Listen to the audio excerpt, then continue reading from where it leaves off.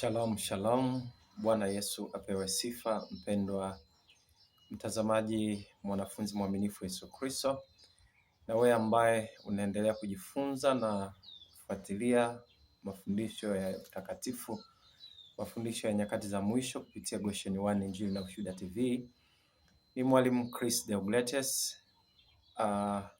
Nikukaribisha tena katika somo zuri, katika ujumbe mzuri ambao Bwana ametupa. Sasa leo tutaenda kusema na wachungaji. Ninaomba niombe kwa ajili ya mwongozi ya Roho Mtakatifu katika somo letu. Baba yangu na Mungu wangu mwema, ninakushukuru kwa ajili ya upendo wako mkuu, maana umependa wanadamu wote.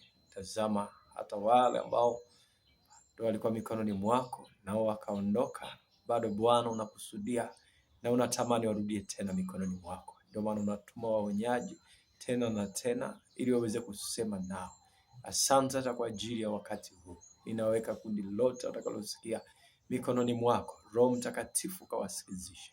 Kwa damu ya Yesu na kwa jina la Yesu ninaomba. Amen.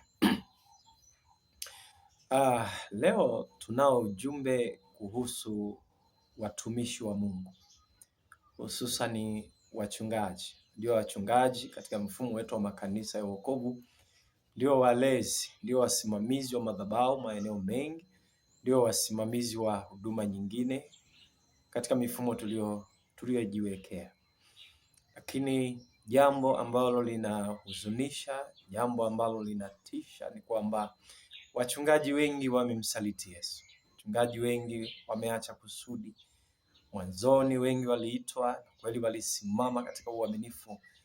Kanisa la wokovu lilifundisha kweli. Katika miaka ya 80, miaka ya 90, kanisa la wokovu lilifundisha kweli.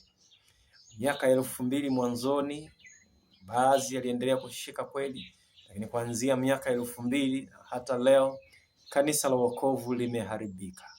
Ukisoma Yeremia 17:12 anasema nimeuacha urithi wangu, mke wangu, mpenzi wangu nimemkabidhi kwa adui yangu, kwa sababu ameinua sauti yake kinyume nami. Kanisa lolote, dini yoyote, dhehebu lolote ambalo liko kinyume na kanuni za Bwana, Mungu huwa analiacha. Ndivyo alivyo makanisa mengi ambayo leo hii yanahubiri wokovu, yanajiita ni makanisa ya wokovu, lakini ni wokovu wa bandia. Bwana ameyaacha kwa sababu yamemkaribisha Yezebeli, yamekaribisha mafundisho ya mashetani katikati ya kanisa, na washirika bila kujua wanaendelea kushangilia, wanaendelea kujazana humo wakitumaini kuingia mbinguni. Kumbe hakuna anayeingia mbinguni. Kanuni ya ufalme wa Mungu ni moja: shika utakatifu hata mwisho. Chachu kidogo huharibu kila kitu. Kwa hiyo mafundisho potofu, mambo potofu yaliyoingizwa katika makanisa ya wokovu leo hii yameharibu wokovu wa Wakristo wengi. Makanisani watu ni wengi, wanawake ni wengi, lakini mbinguni hakuna watu. Mbinguni wanawake ni wachache sana, kwa sababu makanisa, wachungaji wamemsaliti Yesu. Wameruhusu Yezebeli atawale makanisa. Leo makanisa yote yameruhusu vitu ambavyo Mungu amevikataa, mambo ambayo Mungu amekataza kwa neno lake. Lakini makanisa, wachungaji wamemsaliti Yesu kwa sababu ya kipande cha fedha, kwa sababu ya chakula. Wamesaliti kazi ya Bwana. Wengi waliitwa enda kwa uaminifu, lakini leo hii wanashindana kwa kujaza idadi ya washirika. Wanaangalia kanisa kubwa lenye watu wengi bila kujali hali zao za kiroho.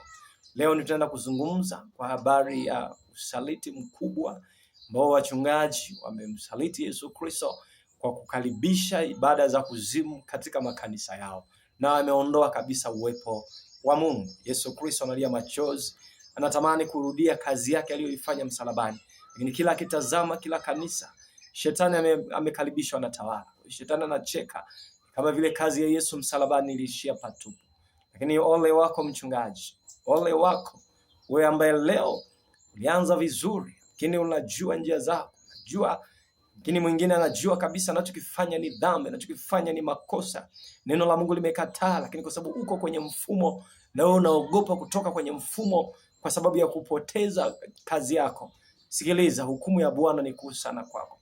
Unapoteza maelfu ya roho, unapoteza watu wengi ambao Yesu aliwafia msalabani.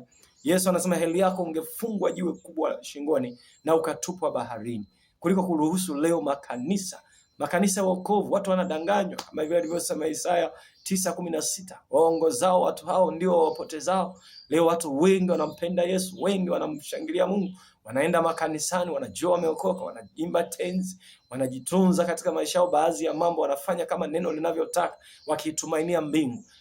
Kumbe wachungaji memsaliti Yesu. Ndio maana Bwana Yesu aliuliza, je, atakapokuja mwana Adam ataikuta imani duniani? Hakuzungumza habari ya madhehebu